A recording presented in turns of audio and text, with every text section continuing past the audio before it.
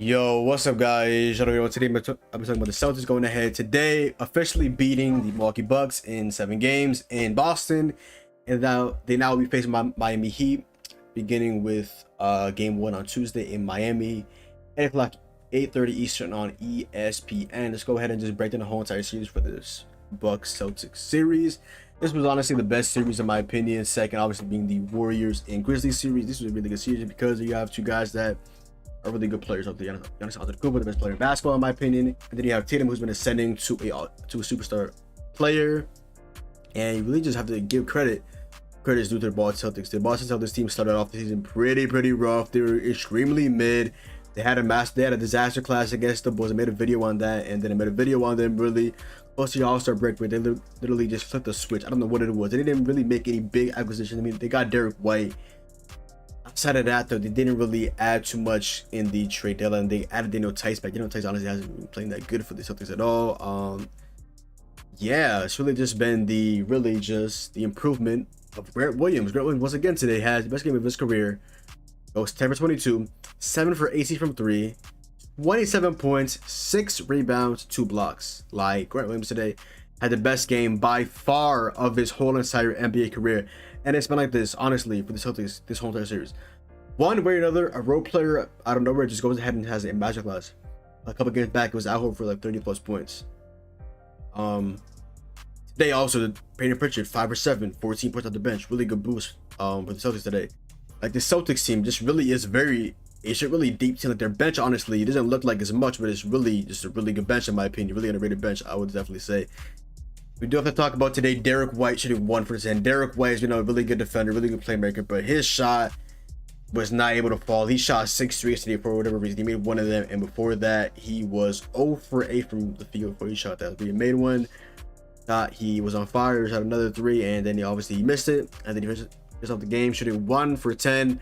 The Bucks defense today, might I add, was god awful. The Bucks perimeter defense was just so bad. I feel like every single time this series, really in particular, you see Grant Williams went up 1 for 3, you see Marcus Smart went up 1 for 3, and then you see the Celtics do that to their shooters in terms of Wesley Matthews, in terms of Grayson Allen, in terms of Pat Connaughton, and today in particular, these guys were not able to hit their shots to save their life.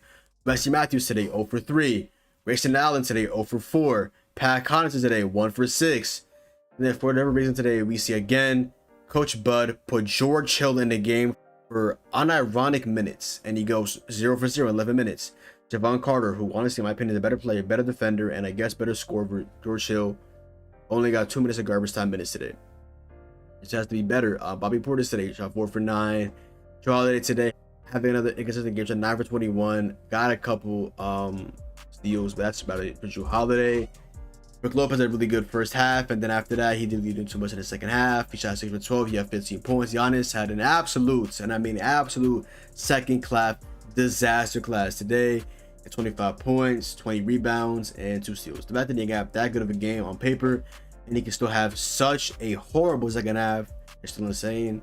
Giannis tried all he could. He just got really tired to come the second half. I feel like I didn't see Giannis even go off the court in the whole second half.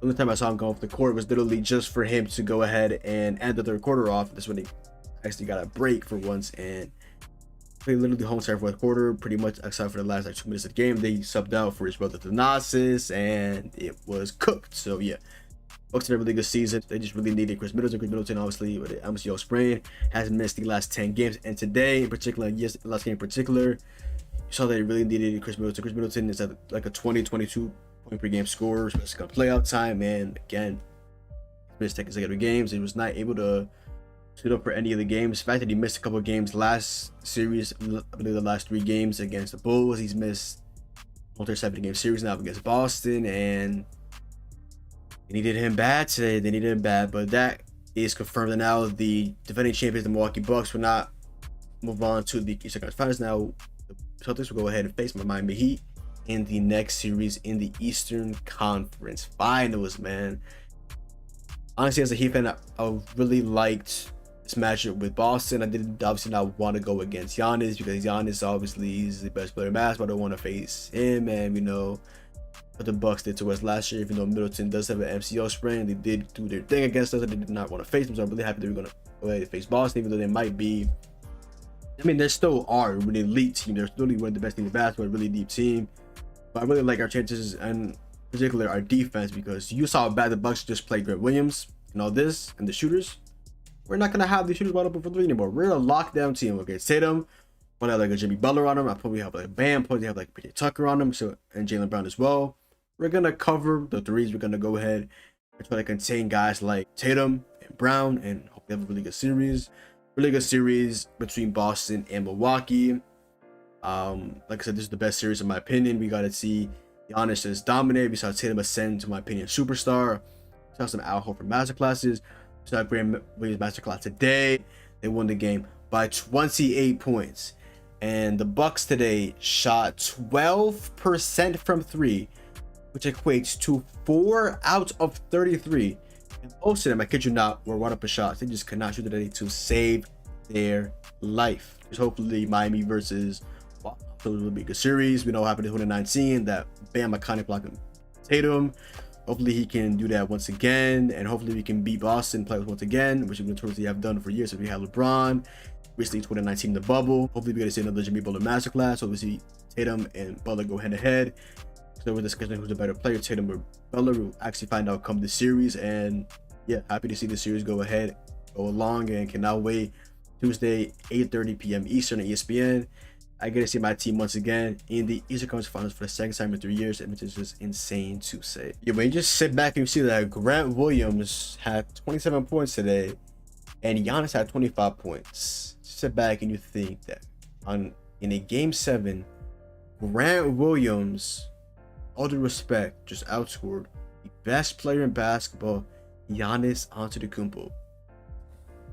I gotta clap it up for Boston. Their role players play like role players. They hit their shots, whether on the road, whether at home, they excel. The Bucks role players, though, y'all have to make a big decision, okay? Y'all need to get some better role players. Your bench honestly wasn't even amazing at all. For the love of God, Coach Bud, if you return, which might return, you may not return. I mean, you got a new extension, didn't you? You may have to stay at this rate, even though you're not really an elite level head coach or really good head coach in my eyes, but that's another point. For the love of God, Milwaukee Bucks, go out and get yourself a backup point guard. Last year, our backup point guards were again George Hill, and y'all had Jeff Teague. This year, you have George Hill once again, and you have the better backup point guard, Javon Carter, who can actually shoot, can actually defend. You don't have him playing. Or George Hill, who goes 0 for 0. Like, then you see Grayson Allen today, 0 for 6. And getting 100 on defense. Like, pro players, y'all got to step up because this is insane. Like, Giannis deserves better, even though he did have a shit second half. Joe Holiday got to be consistent. Joe Holiday, you make $40 million a year. You got to shoot better than 9 for 21, boy. 9 for 21. You got to do better than that. But really good series. Really happy to see the Boston move on. Really good season, obviously, for the Bucks. Y'all try your hardest without Middleton. Just Boston is just better than y'all without Middleton, obviously, which should not be a surprise. They prevailed, they did their thing, and they're now headed to their second Eastern Conference Finals in the last few years, as well as us. So, hey, may the best team win. But I'm not gonna lie, I gotta roll with my team. I gotta roll with the Heat winning in 7 games. Hey, I can't bet against my team. I can't root against my team. That's kind of a thing to do, okay? But other than that, y'all, that is the episode. Go down below, drop a like, comment down below. Follow me on Twitch, Twitter, and TikTok. Your boy John. Hopefully you guys enjoyed the video, and I'm out, man. Peace.